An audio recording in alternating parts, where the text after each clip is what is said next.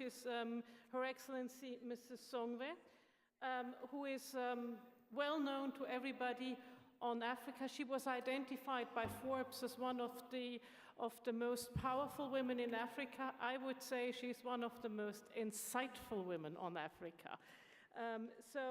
Mrs. Songwe, can I just, we will have to be quite short and concise, because we're running late, and His Highness Sheikh Mohammed bin Rashid Al Maktoum will be arriving shortly, so we will have to be concise.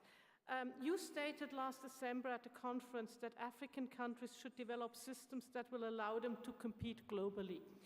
To what sense, in what sense do you see the economy 4.0 fitting into that? Thank you. No, thank you very much. Good morning, everybody.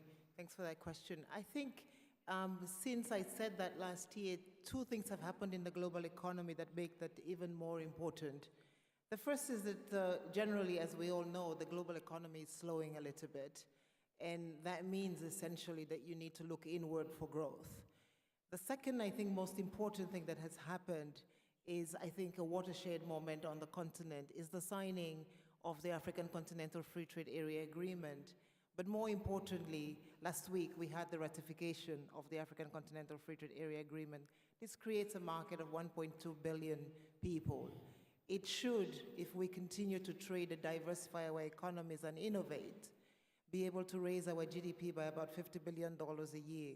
What does this mean for digital? It essentially means that today, when you look at the continent, we are the continent that is actually investing the most in the ports, which is essentially logistics and services. To do that and do that efficiently, you need the digital space. We need to be able to, one, make our banks, and Exim Bank is doing this already on the continent, the interoperability issues. We talked a lot about fintech.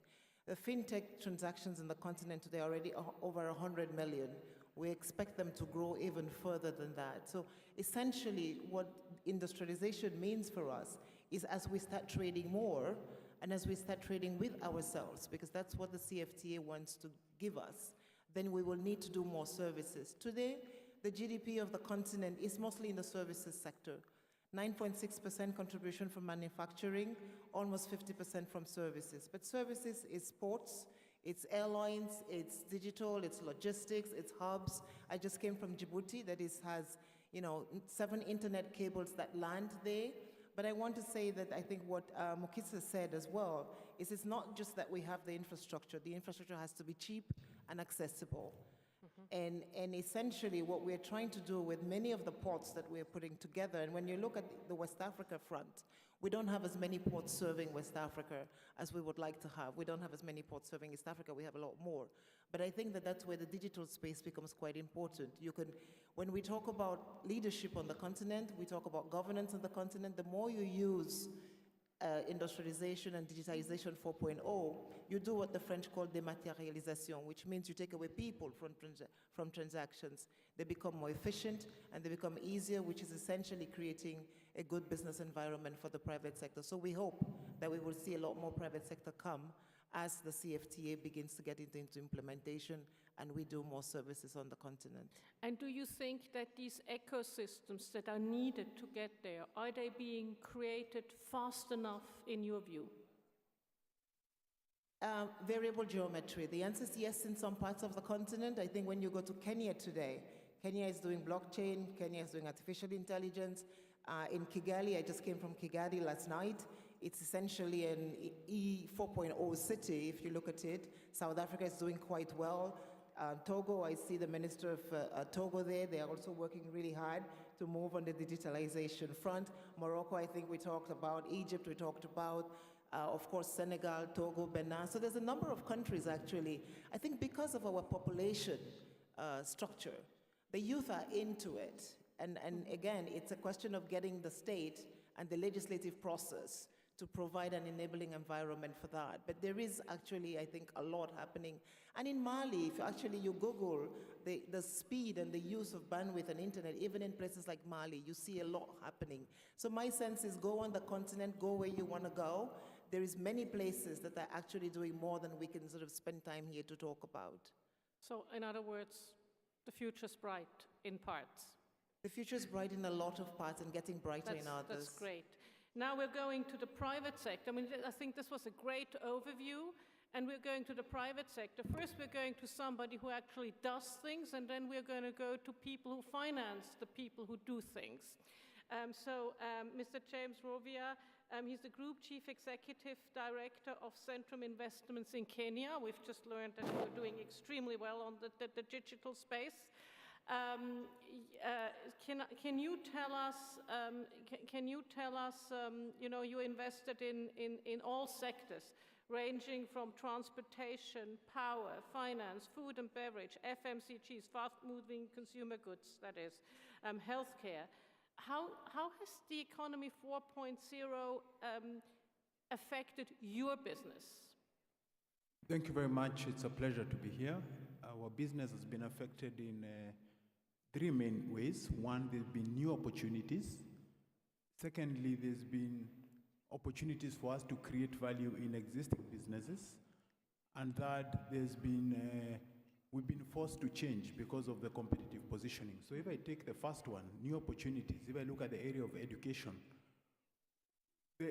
our children will probably in their lifetimes have to change jobs 4 or 5 times just because of the disruption. And so we saw an opportunity.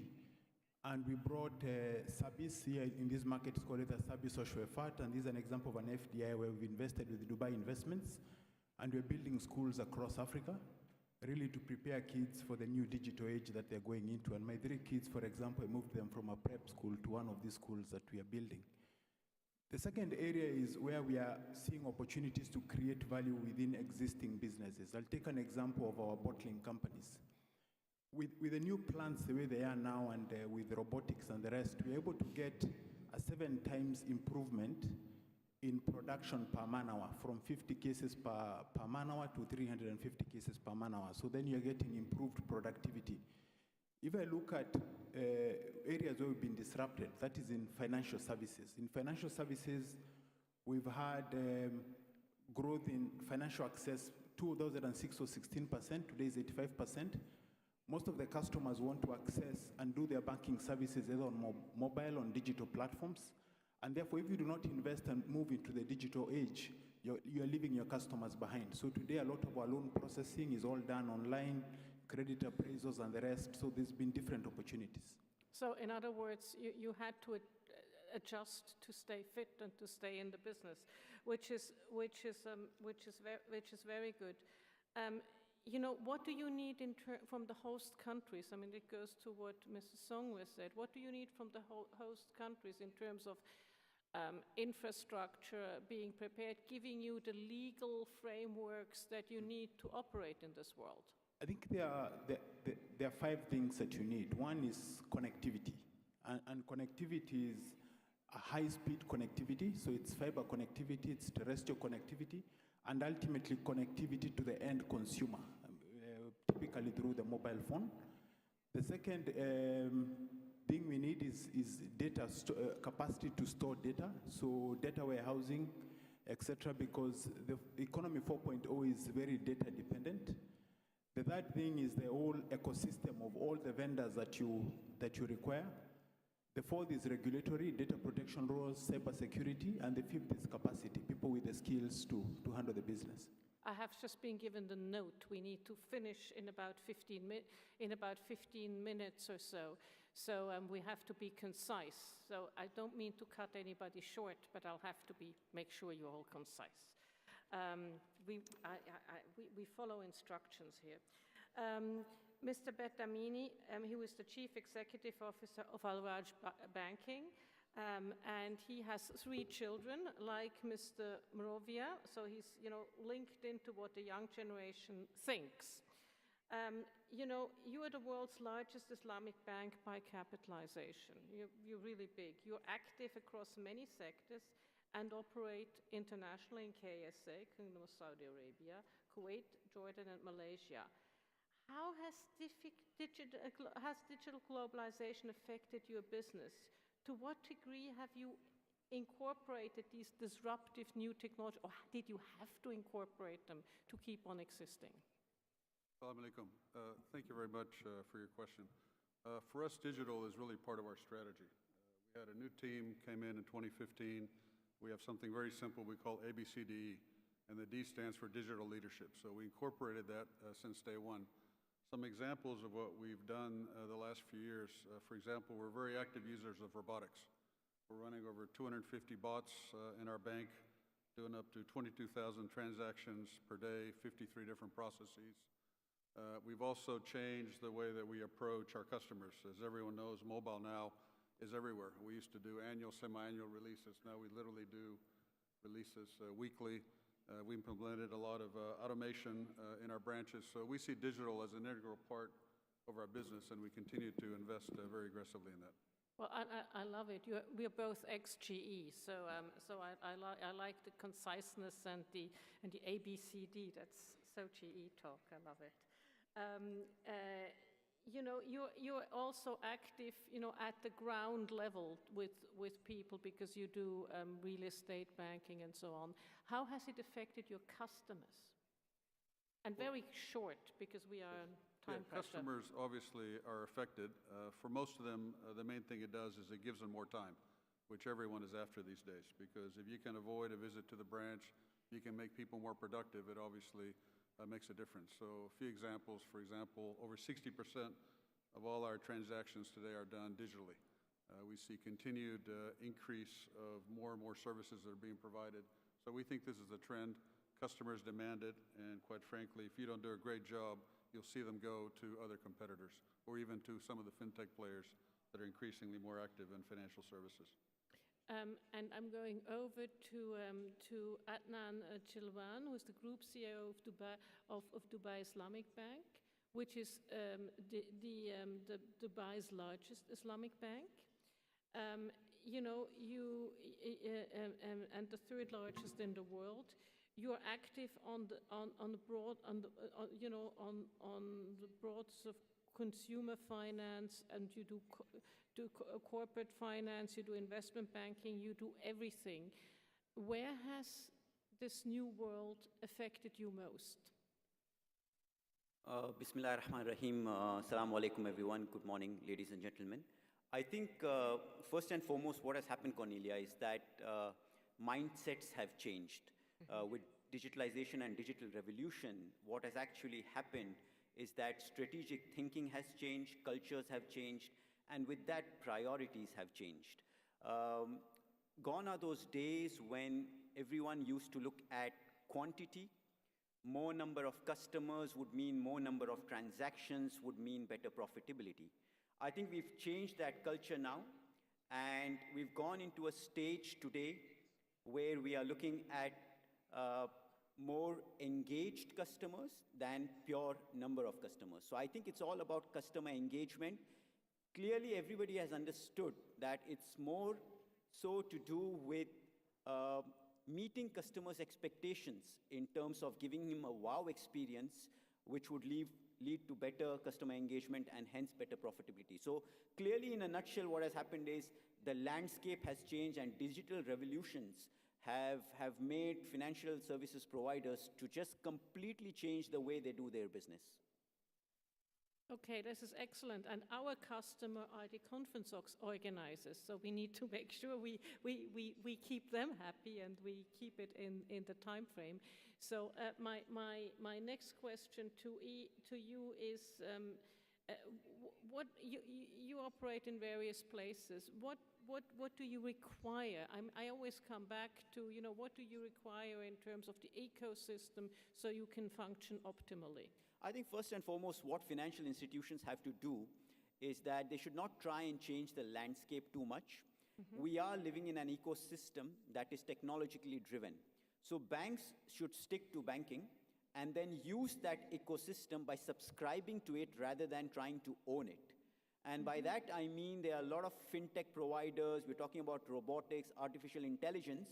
Banks have to make sure that they focus on seamlessness, enhance productivity and experience, rather than trying to completely re-innovate themselves. So like one of the prominent speakers said in the beginning, in the first panel, that we've got to stick to our core and try and use everything that is around it to make the world a better place.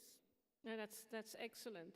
So I think given the time constraints we have time for one question. I apologize, and I know there are probably many questions because it's not often that one finds such an educated and literate panel on all things economy 4.0.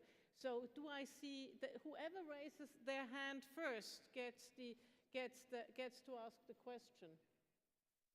And if I don't get a question, I will ask the question. That is excellent. So I don't get a question. Is there one? Yeah, where? Ah, yes, there's over there. The lady or the gentleman over there. I have bad eyesight. Is the lady or gentleman?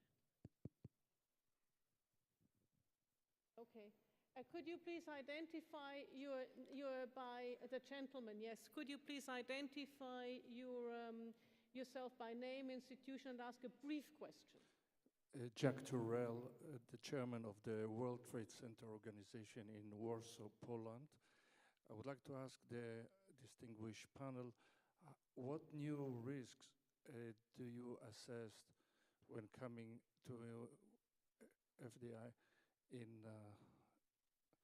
beyond your borders? Okay, so I think we should ask the private sector people. We will start with you, sir, and then go through because first of all we need to ask the man who does things in many sectors, and then we'll ask the two bankers who finance the people who do the things in many sectors. I think the question is, what risks do we face? Are there new risks that you face now when you go into new markets because of this I think there are a number of risks. There's significant risks now around cybersecurity. That's a major risk. There are risks around data protection. That's another major risk. Today, because the systems are so connected, there's any disruption as a risk of totally disrupting your operations. So you have a whole host of new risk factors that we did not face previously.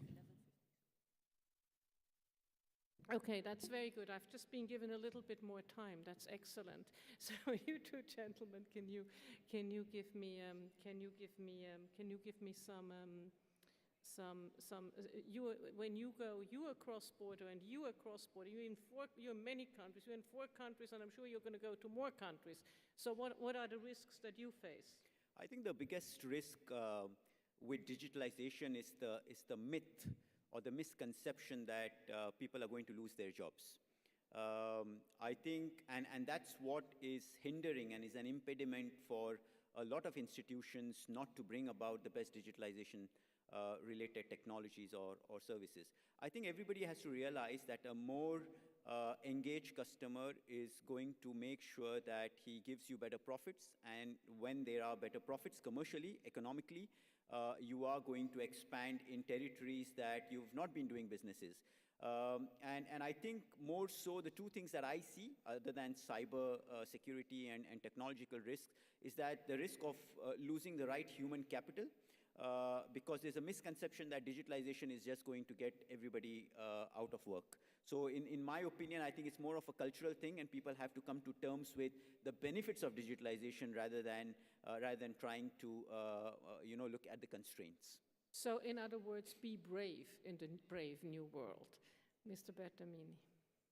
I have a slightly different view in the sense that because of the advances in technology, you can actually enter markets at a much lower cost. You no longer have to build the infrastructure you used to before, but this is only if the regulatory environment allows that. In some cases, it can still create some issues, but if you have a regulator that's e-friendly, that has the right controls, of course, in addition to cybersecurity, et cetera, it does give you an opportunity to enter new markets at a lower cost. Mrs. Songwe, what is your reaction? You've now heard the 3 private sector people, and you really study these issues. What is your reaction to the 3 statements you've just heard? There are 3 risks, and they have been. One of them has been mentioned. The first is inclusion. We need to ensure that everybody is included in this space, and so, once you begin to make profit and create value in the center, the periphery is always a little bit more expensive. And so the risk is we don't go to the periphery, and that creates a set of people that are left behind. I think the second risk for the private sector is policy uncertainty. And policy uncertainty comes because there's a shock. data gets, we've seen what happened with Google in the UK. The minute, something happens, then, the regulatory process starts, and then that holds back people. So I think that is the second risk. And the third risk, I think, is a risk of what I will call swamping of the local investors. So what we see with the digital space is that we get the Googles and we get the Facebooks, but we need to create indigenous businesses, and we need to ensure that those indigenous businesses thrive. And therefore, foreign direct investment should be looking to grow together with the indigenous businesses. And so partnerships, hopefully, will be something that we don't undermine, which we did a lot and did well in the manufacturing space. And it's not clear that in the digital space, we're going to try to do as much. I'm coming back to the Islamic Bank's 500 million fund, which goes to SMEs, just precisely to do that, exactly. which is really where it's needed, because that's where the jobs are created. That's brilliant. So we have actually time for one more question. Would you believe it? This is always nice if you're given more time. And I think what this panel has showed us, or at least has showed me, it's always good to have people who come from a multilateral world together with people who come from a business world, because only that way will we get the full picture. So, who has the next question? Do you see somebody? Okay, yes, the gentleman over there who's held his hand up. If I didn't see anybody, please forgive me, because it's just, you have a little bit of blind spots on the left and the right, so forgive me if I don't mean to be rude if I ignored anybody. Sir, can you please identify yourself and ask a very brief question? Assalamu alaikum. I want to ask... Who are you and what's your organization? My name is Fakhruddin Muhammad. I'm chairman of Mallorca Properties. My question is very simple. When we talk about shaping the digital future of FDI, what we were witness in past, it was the reflection of our daily life from social media, booking, and also transportation, which is reflected to Facebook, Instagram, Amazon, and Booking.com. So when we are shaping it in future, what we are looking as a next? Is it education? Okay, I don't know what that means. I need to wrap up now. So sorry, your question will not be answered. We were said. Good morning, everyone. May I request exhibitors, delegates, VIPs, to please proceed to Sheikh Rashid Hall to acknowledge the arrival of His Highness Sheikh Saif bin Zayed Al Nahyan for his grand opening speech. Exhibitors, you may allocate someone to please stay in your stand. Thank you. Okay, we need to wrap up, but what I've learned here is it's about education, it's about having the right regulatory frameworks, and we really need to look that we keep inclusion there. That especially goes to the private sector people. Please make sure you include everybody. But I guess now that has been the time for me to shut up and for us to leave the stage. I repeat, may I request everyone to please proceed to Sheikh Rashid Hall to acknowledge the arrival of His Highness Sheikh Saif bin Zayed Al Nahyan for his grand opening speeches. Am I wrapping up? Am I not? I have a few minutes. That's fantastic. So, well, I'm just doing as I'm told. I'm a very obedient citizen. Maybe this last question, Ms. Songwe could give us a quick answer to that, and I'll do my summation. The last question that you had, about the Amazons, Googles, and so on. I think the question was on FDI and how FDI. Listen, FDI it will remain one of the largest sources of investment. I speak for Africa on the continent, but I think overall, today what we see is a huge part of remittances, and that is part of that resources that come in. Ladies and gentlemen, may I request everyone to please proceed to Sheikh Rashid Hall to acknowledge the arrival of His Highness Sheikh Saif bin Zayed Al Nahyan for his grand opening speech. Thank you. This is the economy 4.0. The voice from above speaks to you. Um, I think that what we want to do is we want to continue doing more FDI. What is going to happen, hopefully, with the economy 4.0 is that we have more visibility in that FDI. We have a sense of better accountability. I think one of the things that most of us in the developing world face is how accountable is this investment and what is the rate of return? And hopefully that with the digital economy, we get a little bit more transparency and governance around the FDI that happens, which takes away from this problem of cybersecurity. We talk about cybersecurity, but there is also terrorism. And we need to ensure that a lot of the FDI is not FDI that is supporting activity that are AML, CFTA inclined. Thank you. Well, you're right. It's the voice from above. You know, I had one of these Cortana things, and I had to shut it up because it always kept on talking to me. It was terrible. A new version of Siri. Yeah, exactly. What we've learned here is, and to sum it up, what we've learned here is that inclusion really matters. What we've learned also is that, especially in the sort of the banking sector, you need to go with the flow because there's no way of stopping the flow.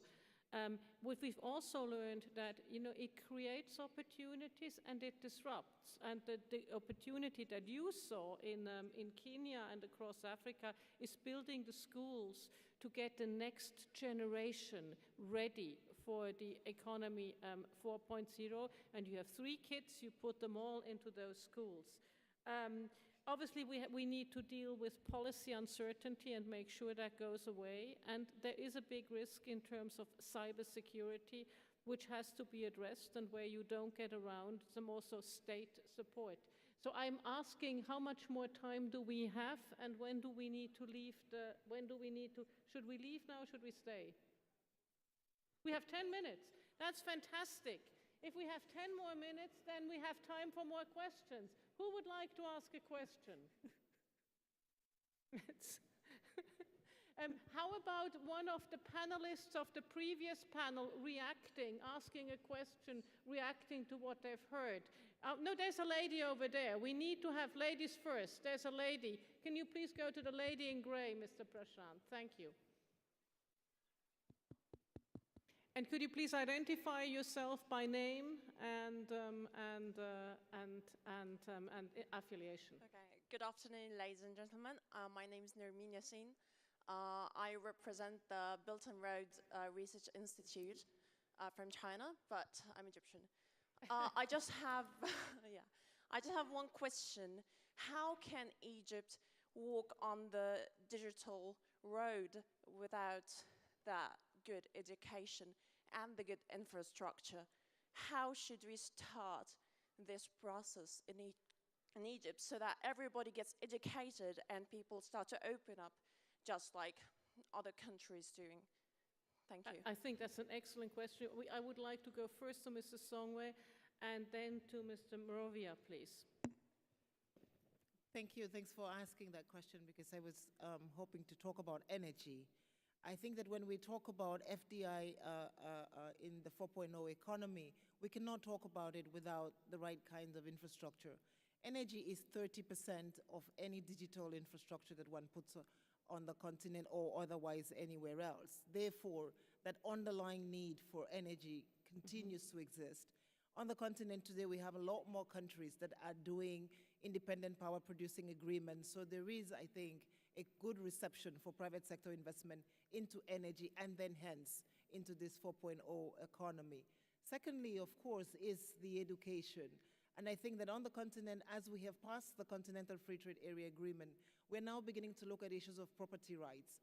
And it's one thing to educate people, it's another thing to ensure that when they have the knowledge and the innovation that they will produce, that knowledge and that innovation is protected.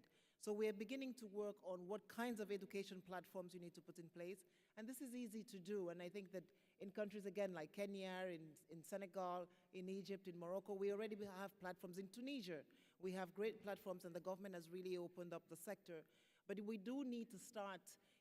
South Africa today is starting at the age of 14 to start teaching the skills of this new digital economy. But I do want to leave us with the fact that digitization is an instrument. It's a means to an end. We're still going to need to build the roads, make the airlines efficient, make the shipping ports efficient, and provide more energy. So let's not just look at FDI into digital. Let's look at FDI into the infrastructure that allows us to do more. Well, I think that's very important because that creates the ecosystem, that creates the basis. And I'm glad you mentioned it. And I'm also glad you brought in the energy component because that's very often overlooked. And, you know, that brings with it also what sort of energy, sustainability issues, and so on. So what does this question look like from a Kenyan perspective? I think I want to introduce an angle that has not been covered. We also need local data sets if you're going to use artificial intelligence. So for example, in agriculture, now there are applications that help farmers on the ground to identify what diseases are afflicting their crops, or if you're looking at credit application. Each population is different, and therefore you need local data sets for us to be able to have AI that is relevant to the various communities that we are working on. That's very interesting, but I have a question here, which is something that came up in a panel I moderated at the Islamic Development Bank just now, which is, how do you make sure that you are not data rich and insight poor? You know, you have a lot of data, it can be overwhelming, and you can be very rich in data but lack the insight. How do you, with that data, ensure that you're not only data rich but also insight rich? I just want to give our experience from credit applications. Today, if you're making a loan application, you'll do it on your mobile phone. And there will be a credit appraisal that is done using artificial intelligence, and you'll get a yes or a no. So how the data set works is that it works with an algorithm where it has a decision rule, and it has a feedback loop based on what the experience is. So, for example, if you make an application at 3 at night, 3 a.m. in the morning, from experience, they might say those kind of customers don't pay. So it continues sort of. So it's machine learning, and it's sort of inherently learning based on the feedback that you're getting. That is terrible. I like having a nice dialogue with my banker. I don't, you know, human contact is worth something. How does it look from the banking perspective, gentlemen? Well, obviously, you know, with digital revolution, I think one should not forget, like you've rightly pointed out, the importance of data. But more so data analytics. So you can be data rich on the outside, but if you don't have meaningful analysis with the right tools to analyze that data, you're going to make decisions that are going to be wrong, and that's where you're going to really miss your interaction with you know, your relationship managers. So I think to a certain extent, digital revolution has come in at the right time, but a lot has to be still done in terms of reforms. Because if you're talking about digital revolution, we also need to understand that every country in its own aspect needs to have the right reform from a regulatory perspective, from a legal perspective, from a judicial perspective. For example, there are countries that have you know, authenticated e-signatures. There are countries that have authenticated voice biometrics. So obviously, those countries are far ahead of the curve, clearly, because they brought about digital revolution, but also made the right reforms across their legal and regulatory framework. So I think it's good to say that we are in a digital world and we want to talk to you know, chatbots and robots, but infrastructure needs to be put in place before financial institutions can accept everything digitally. So it's not about financial institutions' ability to provide digital services or not digital services. You also have to look at where your macroeconomic picture is and where the framework of the country is vis-a-vis you know, availability of making everything digital. But infrastructure, I see gentlemen leaving here. Should we wrap up? I need to ask the masters here. I'm trying to keep you entertained for as long as possible. Wrap up? Go on. Okay, I'm looking, as I said, I'm very obedient. I do as I'm told. Only when I'm moderating a panel, otherwise never. Mr. Bertamini, it's up to you. So a few thoughts. I think, first of all, you have to think omni-channel.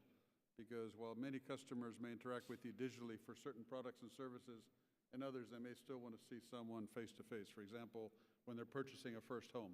That's a really big decision. They want to understand choices. They want to talk to people. Also, I think when you think about applying the technology, you hear a lot about big data, artificial intelligence, et cetera. You want to find true business case uses, because you can also invest a lot, have a lot of data, but the benefit you get at the end isn't really quantifiable, or what you get is relatively small. So you need to almost work backwards.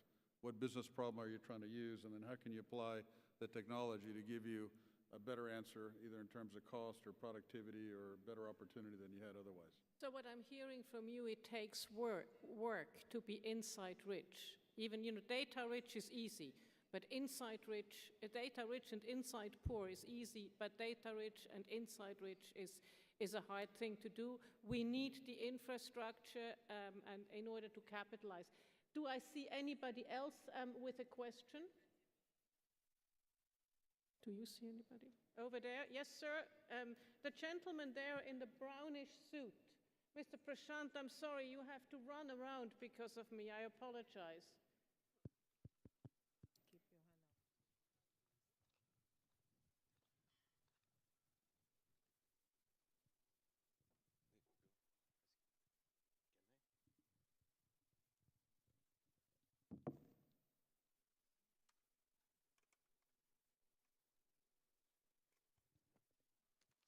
Keep your hand up. Thank you. Thank you for giving me this opportunity. Ladies and gentlemen, thank you once again inviting me for this forum. My name is Loknath Sarma. I'm Ministry of Economic Affairs for Royal Government of Bhutan, the Himalayan kingdom high up in the Himalayas. When we talk Industrialization 4, I'm a little skeptical. Maybe the rich, maybe the smart, maybe those educated get the opportunity, and again we might have a chance of leaving the poor. That has been a fear everywhere. I think we fear that too. Therefore, when we talk of inclusiveness, what we are talking? A classic example is we were trying to take connectivity, bandwidth, say Wi-Fi, through optic fibers or something, to the rural economy, to the rural villages. But this has become a mere joke, because a lot more investments need to be done in health and education. People that are dying, they're hungry. So everyone thinks that getting Wi-Fi connectivity or getting bandwidth to the rural villages is more a luxury, not a necessity. So I don't know if 4.0 really happens, and happens for good for the countries like us, because we don't have economies of scales. Investors will not be interested much. So there are challenges of various things. I hope such kind of challenges will be addressed, untapped. I'm thanking that I heard your talks. I'm here just to share my views. Thank you so much. Thank you, and I think Mrs. Songwe is very much is the best equipped to answer that question or that intervention. I don't know if I'm best equipped, but thank you very much, sir. Thank you very much. I've been to your beautiful country, Bhutan, and you do have this happiness index. So we're all looking to make sure that you stay happy. Let me give you an example of where the digital economy can reach the rural areas in different ways and create business, and that we can also finance. We have now on digital platforms the incidence of illness in different rural areas. Mm-hmm. So essentially, precisely because you cannot open a clinic in these rural areas, what you can actually do is have a platform where, with technology, you can identify, and this is happening in Rwanda, in Kenya, I keep saying Rwanda, in many other places on the continent, and I'm sure actually in the Philippines as well. We were just talking with the Minister of the Philippines. In India, it's happening where you don't need a doctor in every place, but you collate the data of what's happening, and you send it to the cities, and the doctors can then go in once or twice a month and then do the services that are needed. Actually, some services are provided virtually. So I think also that what the digital economy is doing is reducing the cost of infrastructure that allows us to provide some of the services. In Egypt recently, we've just done a huge digital health piece where the government went through identifying diabetes, hepatitis patients and all, and understanding the prevention case, and now can make a case for prevention, which saves them about 2-3% of their cost on healthcare if they had to do curative. So again, you can use this digital economy, one, to fund insurance companies, and the banking sector can collaborate to reduce the cost of healthcare into the future, because you can today identify, what are the diseases and how you can do the prevention. So my sense is, again, it's a policy issue. Is you don't need to take a hospital every way, but if you give the broadband, we can go out there and understand who is sick and send a message into the city, and a doctor will go out once a week. Does this give you opportunities, Mr. Morovia? Because you are in healthcare after all. Yeah, actually, it is cheaper in my view, cheaper to invest in the digital infrastructure than it is actually to invest in physical infrastructure like roads, etc. I'll give you an example of an innovation we saw in India with one of our healthcare partners in India, where they're able to support ICUs, intensive care units, in various places centrally, because then you have a camera, you're getting the vitals of the various patients, and you can actually run an ICU or several ICUs from one particular point, particularly because you may not have the doctors who are there to man those particular ICU cases. So for your government, if you're making that kind of investment, it's a lot cheaper than doing a road. Another example is in financial services. You may have a lady who is in a remote area, and she can now access banking services. Before this came up, it was costing us about $250,000 to $300,000 just to set up one branch. Now you have access. So it's actually reducing costs and making investment a lot more efficient, especially public sector investment. Before I go to Mr. Chilwan, I just have a comment to Mr. Bertamini, because we're both ex-GE. Remember, GE Energy had this sort of remote monitoring of heavy-duty gas turbines, 1998 already. So this is something that's been building. Yeah, the digital economy has helped, but the big corporates have done this, or monitoring aircraft engines while they're on flight. But I think Mr. Chilwan is burning to say something here. No, I relate to the passion that His Excellency, the Minister from Bhutan, has. But I think I go back to the core of what I've said. When we were talking about digital within the financial services, we never said that banks should cease to exist. We said that let's make them better. And nobody's saying that Wi-Fi has to replace hospitals, or you've got to prioritize Wi-Fis and broadbands before education and healthcare. But what everyone says is that use technology, appropriate technology to enhance customer experience and to enhance the various sectors that are vibrant to an economy. So whether it is education, whether it is healthcare, whether it is logistics, whether it is travel, tourism, hospitality, make it better by using the digital platform which is there today as a periphery, rather than using digital to replace the key sectors. So nobody is saying here, and I'm glad that he also got an applause from the crowd, but nobody is saying that you've got to prioritize digital over healthcare or over education. And nobody is saying that Bhutan should be a digital economy 4.0. Maybe they should be 1.0 to starters, or 2.0 to starters. It really depends on where your economy is, but it's important to understand, whether we like it or whether we don't, that digital is going to play a key role, and is playing a key role to set societies and economies in years to come. Can I just follow up actually on this very important intervention of His Excellency the Minister from Bhutan, and go to you, Mr. Songwe, because you look at the macro picture. When you look at the macro picture, are you concerned that, because it's always the new things are the attractive things. Are you concerned that maybe too much money is going into the digital side and not enough money is going into the conventional infrastructure? We talked power. You need power to run all these networks. Do you see a dissonance there, or do you see it's going well? I think that what we are seeing is maybe using, and exactly what you said, using the digital to ensure that the conventional infrastructure does better. And I'll give you two examples. The first one is in India. I think what India has succeeded in doing with the digital space is precisely reducing. India does millions of transfers for social services every year. I think they're saving somewhere in the order of 900 million or something, and somebody will correct the number. But that 900 million now can go into infrastructure. And so they're building more roads and they're building more energy plants, which is increasing access. So that's, I think, one of the ways that we're seeing it. We're not seeing necessarily a decrease in infrastructure. We're seeing more of a use of the digital space to do better and more efficient investments. We're seeing that in the fiscal space as well.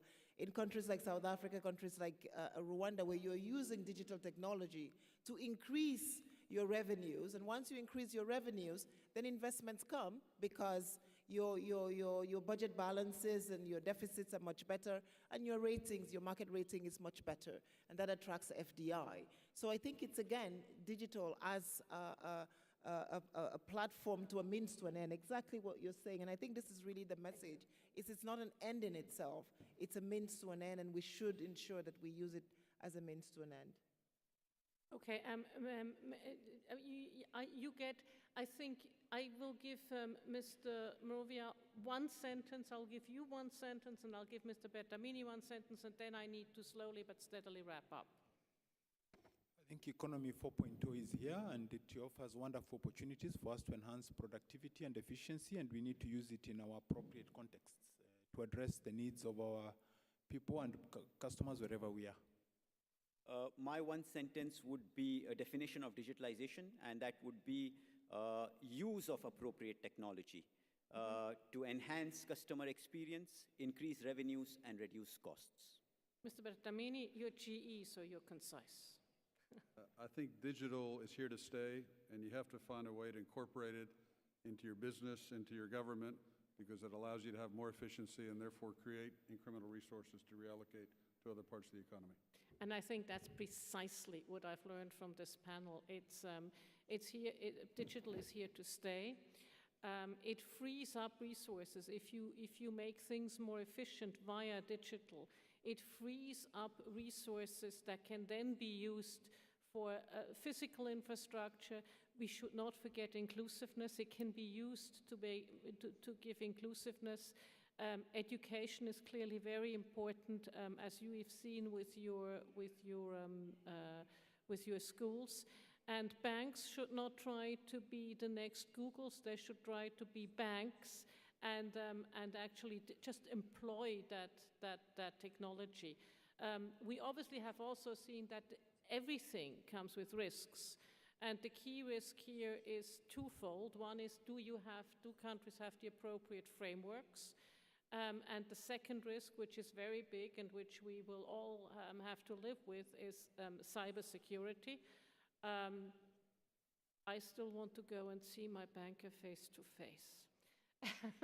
And I think on that happy note, I think we are now just about, is that okay? Should I wrap up?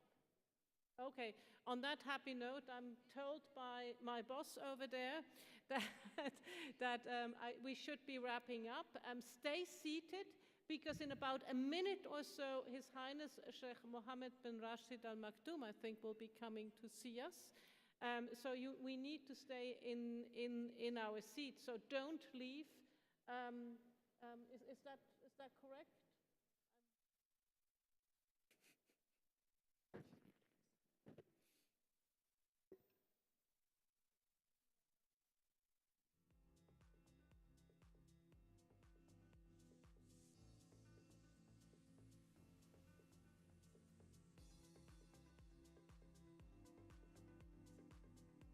Okay, we have 5 more minutes. So we're very eager to keep you all in your seats. So we have 5 more minutes. What I would actually like to do then is ask you to react to the other people's intervention. I would like Mr. Songwe to react to the private sector concerns, and the private sector people to react to the multilateral concerns.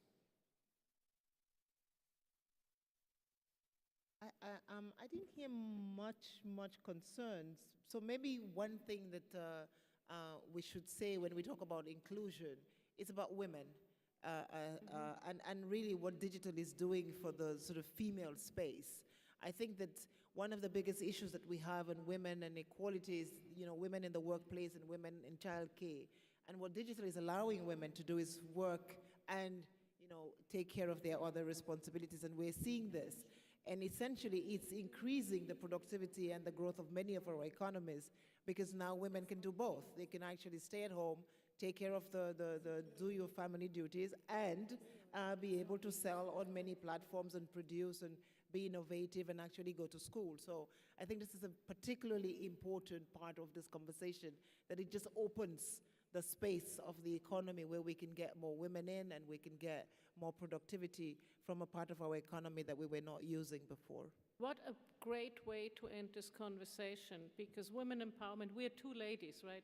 Women empowerment is obviously close to our hearts. Many of you have girls as daughters, so it should be close to your hearts as well. So on that thing, digitization as a means of empowering women. Let us give a hand to all these wonderful panelists who have really given us great insights.